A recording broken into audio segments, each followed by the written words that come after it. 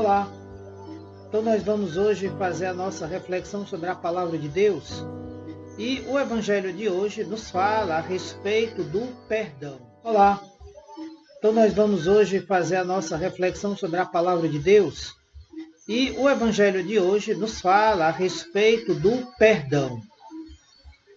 E Pedro começa com uma conversa com Jesus, tirando umas dúvidas. Quantas vezes devo perdoar o meu irmão? Quantas vezes? Já está calculando bastante, né? Colocando limites do perdão. E o Evangelho para esse domingo, de Mateus 18, 21 a 35, Pedro coloca um limite, até 7 vezes, que significa muitas vezes. Mas Jesus repropõe um pouco as coisas.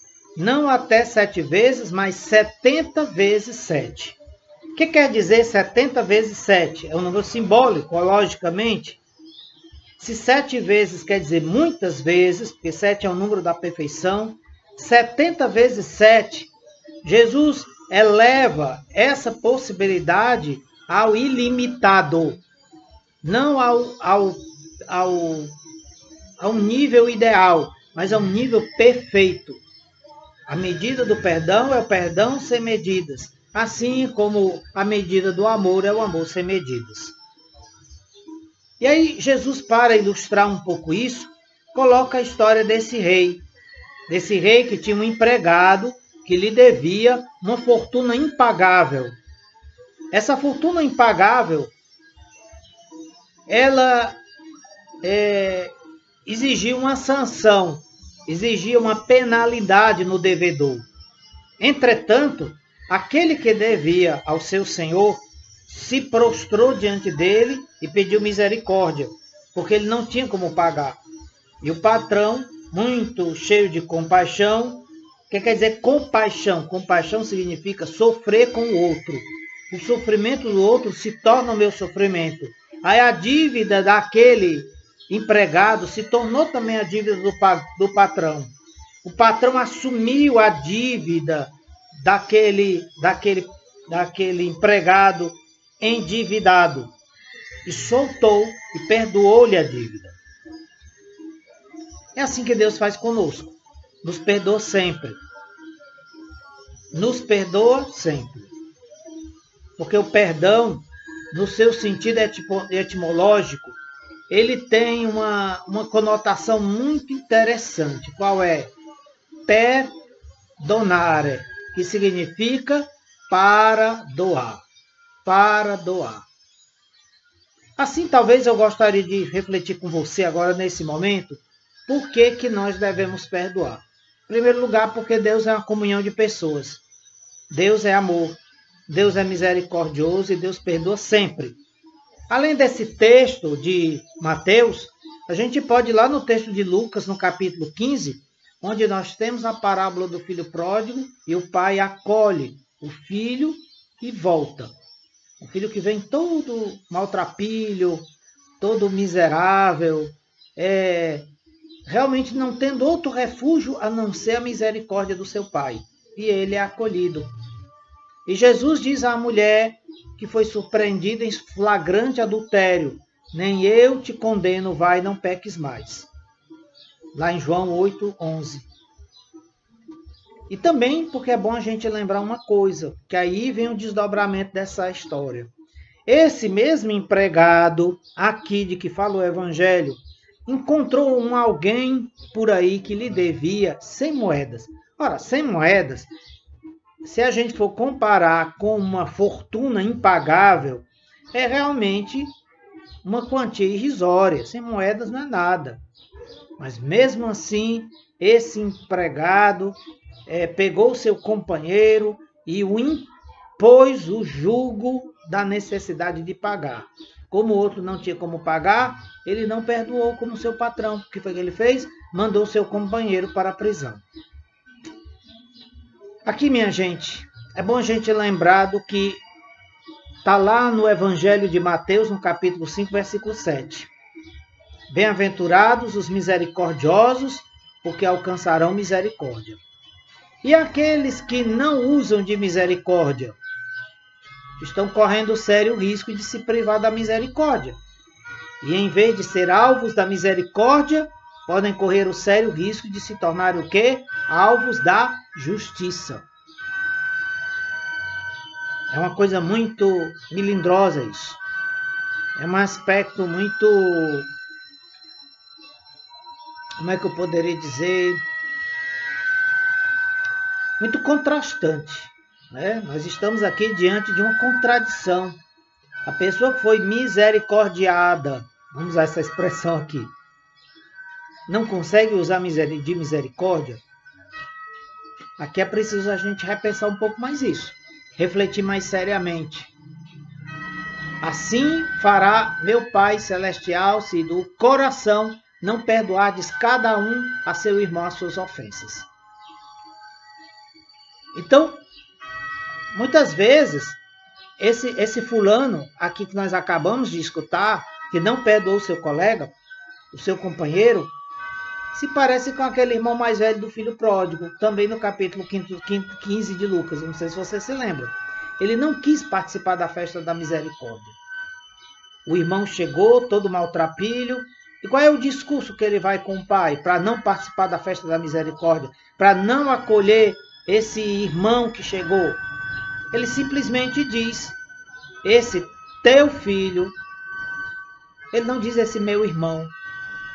Se ele diz esse teu filho, significa que ele mesmo, como irmão, está se excluindo da paternidade do seu pai.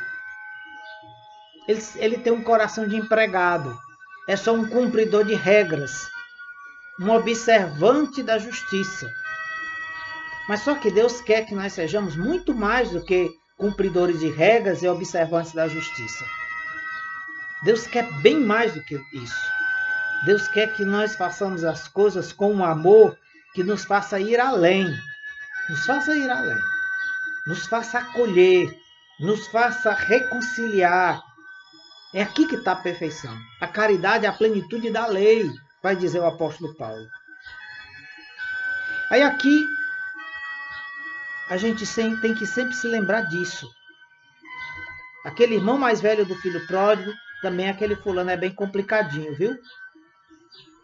Veja só que quando nosso Senhor ensinou a gente a rezar, Ele mandou a gente pedir a Deus perdão, porque nós estamos comprometidos com Deus de perdoar aqueles que nos ofenderam.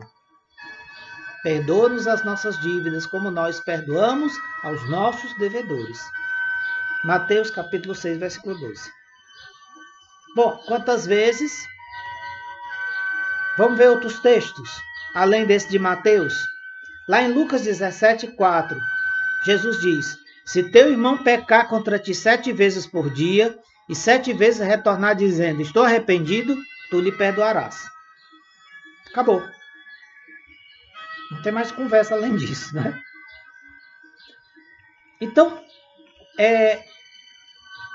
a gente tem que começar a entender que a experiência do perdão, ela é uma experiência necessária.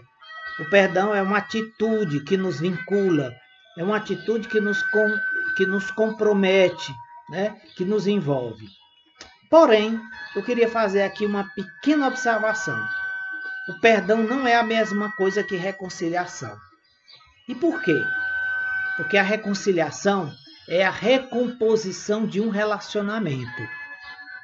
Às vezes, a gente pode até perdoar, mas nós não estamos obrigados a reatar um relacionamento, sobretudo se a outra pessoa não quiser. Né? Jesus nos convida e nos compromete a que nós perdoemos. Por quê? Porque o perdão é uma via de mão única. Eu não dependo se o outro vai acolher ou não vai acolher o meu perdão. Eu dando o meu perdão, o perdão está dado. Agora, a reconciliação não. A reconciliação é uma via de mão dupla.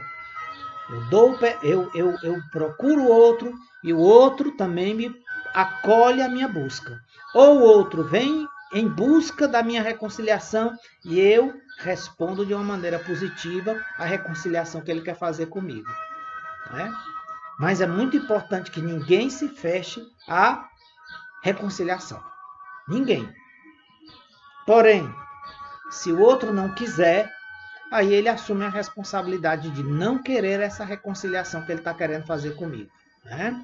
E Jesus fala a respeito disso lá no capítulo 5, versículo 23 a 26 de Mateus, quando ele diz: assume logo uma atitude reconciliadora com teu adversário. Assume logo uma atitude reconciliadora. Da tua parte, não falte essa disponibilidade para a reconciliação. Se tu te lembrares que teu irmão tem alguma coisa contra ti, deixa a tua oferta ali diante do altar, vai reconciliar-te com teu irmão, depois virás apresentar a tua oferta. Assume logo uma atitude reconciliadora. Mas é preciso que haja uma reciprocidade.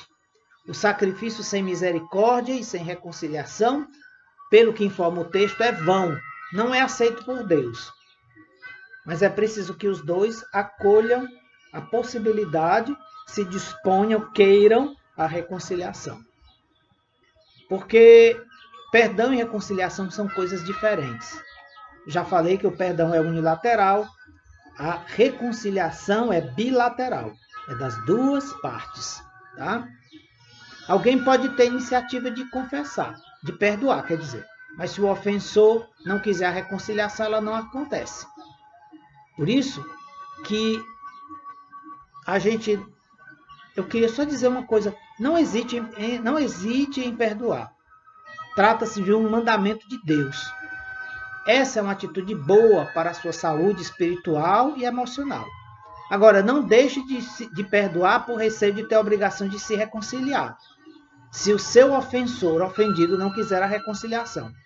Uma coisa não obriga a outra, mas você deve estar aberto à reconciliação.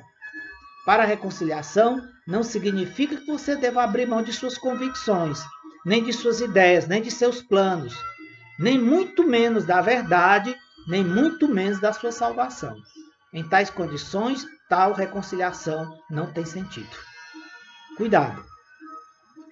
Reconciliação não significa compactuar com o mal, nem se omitir com relação à nossa adesão ao bem. Tome muito cuidado com relação a isso, viu? Que Deus te faça sempre perdoar. E que Deus conceda a nós todos, além dessa graça do perdão, nos conceda a graça também de uma reconciliação saudável, positiva, e que não falte da nossa parte essa disponibilidade. Tá bom? Um grande abraço, fica com Deus e que o misericordioso Deus nos ensine a entrar dentro desse projeto bonito de reconciliação que Ele tem para conosco.